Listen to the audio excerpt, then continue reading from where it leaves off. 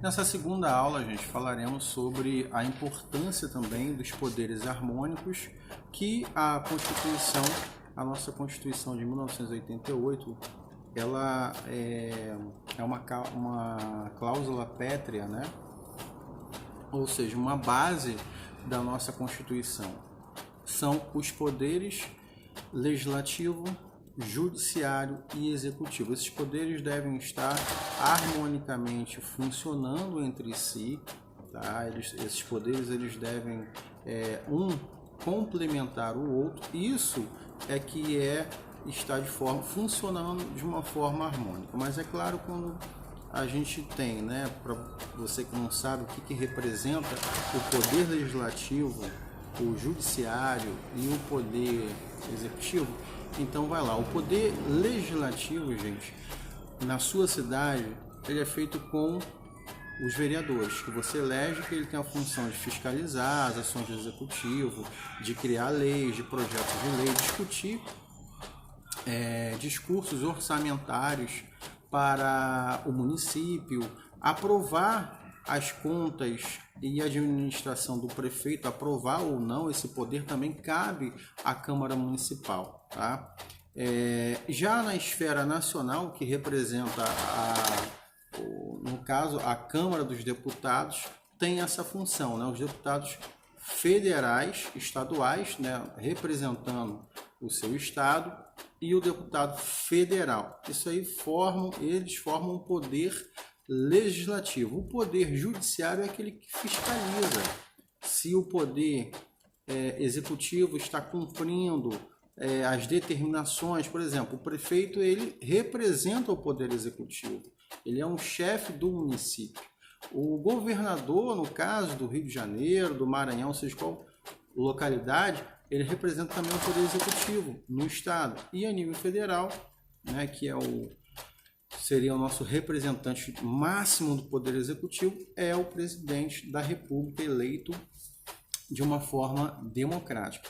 Então o judiciário, ele vai avaliar se as obras do poder público elas estão batendo com uma prestação de contas, se o poder executivo do estado ou do município, no caso o prefeito ou o governador, eles estão cumprindo com a lei de responsabilidade fiscal, se não está havendo desvio de verbas públicas.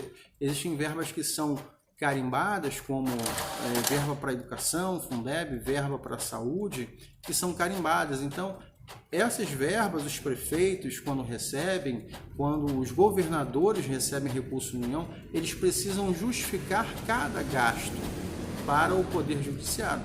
Caso ele não consiga fazer isso, né, ele vai ter que cumprir com penalidades, explicar, dar uma justificativa, né, se cometeu erro e por que cometeu esse erro, se foi um erro induzido, se foi um erro proposital ou se apenas um erro porque ele não observou as normas. Então faz parte da base, né, da nossa democracia a separação desses poderes, como eu falei, e o funcionamento harmônico entre eles. Nós temos também os objetivos fundamentais da Constituição de 1998. Nós já estamos finalizando nessa segunda aula do material de vocês o primeiro bloco de noções sobre direitos humanos, né?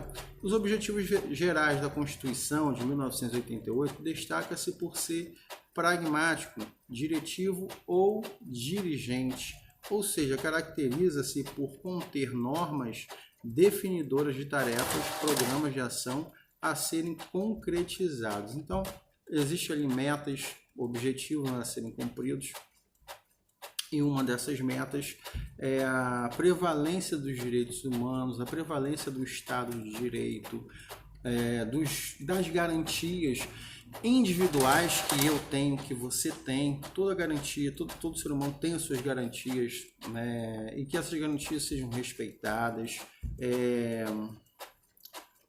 A igualdade entre os estados, ou seja, não pode haver distinção. O estado do Rio é melhor que o estado de um outro estado, né? O estado de Minas Gerais ele não é melhor do que o Rio de Janeiro, e por aí vai. Ou seja, deve haver esse balanço, tá? deve haver esse balanço e os recursos serem distribuídos de uma forma que venha atender às necessidades de cada estado. Defesa da paz, né, dentro do nosso estado brasileiro, sempre as questões, né, espinhosas de conflitos deverão ser tratadas com diplomacia, com conversa, seguindo as leis. Não existe na Constituição e nos direitos humanos nenhuma forma de apologia ou defender a resolução de problemas por meio da força física. Só quem pode usar a arma e a força física são, no caso, os agentes públicos, os policiais. Esses podem utilizar. Esses representam o Estado na rua, são representantes do Estado na rua para organizar a sociedade, quando for necessário.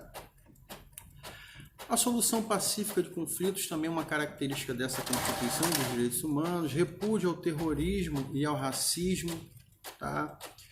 Cooperação entre os povos para o progresso da humanidade. Então,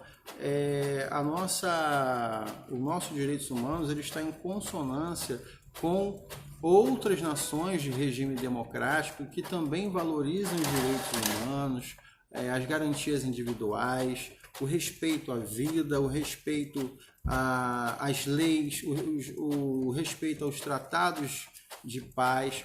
Então, outros países também estão em consonância e esses países, né, a nossa Constituição deixa bem claro que esses países eles devem caminhar juntos, né, buscando a paz nacional. No caso do Bloco da América do Sul, né, no caso caminhando com o bloco de países europeus e por aí vai. Esses blocos eles que vivem em regime democrático, eles devem se unir buscando a paz mundial, tá bom, gente? A prevalência dos direitos humanos, né? A cooperação entre os povos para o progresso da humanidade, a concessão de asilo político, também falo sobre asilo político, posso dar o exemplo, né, na época da ditadura militar, quando, né, por exemplo, um país, né, foi de democrático, ele se tornou uma ditadura, um novo regime, aqueles críticos como músicos, escritores, essas pessoas, né, se sentiram incomodadas com essa nova forma de administração, esse novo regime que passou, né, de uma democracia para a ditadura militar que nós tivemos aqui no Brasil, que foi de 1964 por volta até de 1985, se não me falha a memória. Então, muitas pessoas foram buscar abrigo em outras nações. E quando isso acontece, é chamado de asilo político, né? Segundo o Jean Willis, ele estava sendo perseguido, né? Sendo ameaçado, e aí ele buscou um apoio em uma outra nação de regime democrático, né, onde ele pudesse lá viver tranquilo, sem ameaça para a vida dele, tá? Para a integridade física dele, para que ele pudesse, então, viver em um país que respeite os direitos humanos, segundo ele. Mas aí não estou falando de política, nada, foi um acontecimento, como nós também tivemos Cazuza, Chico Buarque, que foram para outras nações também, porque eram músicos, segundo a fala deles, eles estavam sendo perseguidos pelo governo, podendo ser pegos, torturados, ou seja, práticas contrárias aos direitos humanos. E aí, se sentindo ameaçados, foram buscar asilo político em outra nação. Então, gente, para fechar esse primeiro bloco, né, eu vou ler aqui para vocês aqui, que também está no material de vocês aí, né, a prevalência dos direitos humanos, né, ou seja, direitos humanos nas relações internacionais ganha maior relevância no momento histórico em que vivemos, no qual, em virtude do desenvolvimento tecnológico, a distância entre as nações tende a se escutar cada vez mais todas as pessoas, tá? Tende a se tornar verdadeiros cidadãos do mundo. Então, assim, se você hoje é um cidadão do mundo, né? Você tem o direito de ir, de vir, Claro que esse direito de ir e vir vai ser muito mais fácil em nações democráticas, que respeitam a pluralidade, né, cultural, que não tem tanta perseguição às pessoas por uma questão religiosa como nós temos nos países islâmicos, porque esses países islâmicos eles compactuam de uma outra, né, um outro tipo de constituição. Então a constituição nossa, a nossa constituição, que onde prevalece o respeito à individualidade, o respeito à vida, garantia dos direitos individuais, né, você também, claro, em outra nação, como, sei lá, vou para os Estados Unidos, lá também é um regime democrático, você vai ter uma liberdade maior e vai se sentir no seu regime democrático. Gente, forte abraço para vocês, tá bom? Em sala estaremos fazendo aí as nossas atividades, tá bom? E também estarei falando aqui para vocês, essa aula também será dada em sala, claro, que de uma forma muito mais detalhada, tá bom, gente? Forte abraço.